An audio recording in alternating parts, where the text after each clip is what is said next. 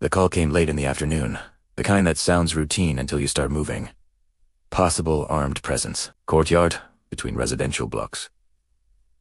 Check and clear. Nothing urgent in the wording, but enough to pull us off what we were doing and reset our focus. The buildings closed in as we approached. Concrete, stacked, tight.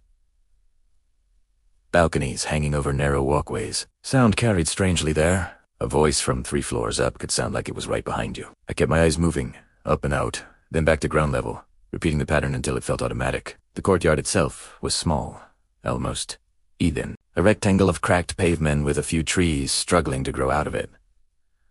Laundry lines stretched between windows. A bicycle lay on its side near a wall. It looked lived in, which made every corner feel heavier. We spread out and began to move in.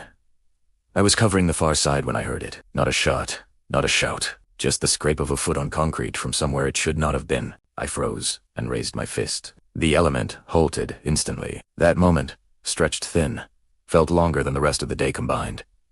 Then the shooting started. It came from a doorway on the 2nd level, angled down into the courtyard. Rounds cracked past, striking the pavement and walls. We made fast, diving to cover, returning fire toward the opening. Dust filled the air, turning clear lines into blurred shapes. I focused on the doorway, firing controlled bursts, forcing whoever was there to stay down. The courtyard turned chaotic. Echoes bounced between the buildings, making it hard to tell where shots were coming from. Calls came over the radio.com and precise.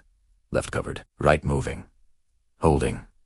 Those words anchored everything. They tried to shift positions, firing from a different window, then another. We adjusted each time, moving only when it made sense, never rushing. My heart was pounding, but my hands stayed steady. But separation between how you feel and what you do is something training gives you, if you trust it. After several tense minutes, the resistance faltered. Fire slowed, then stopped.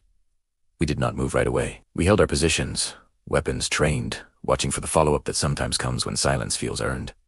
It did not. We cleared the buildings carefully, one level at a time, finding signs of a hurried escape. When it was over, the courtyard went back to being just a shared space between homes.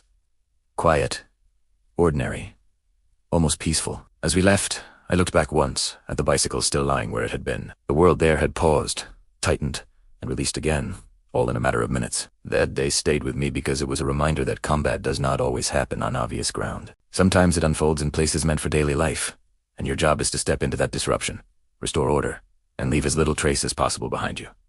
Thanks for watching. If you found this story compelling, please consider liking the video and subscribing for more content. See you in the next one.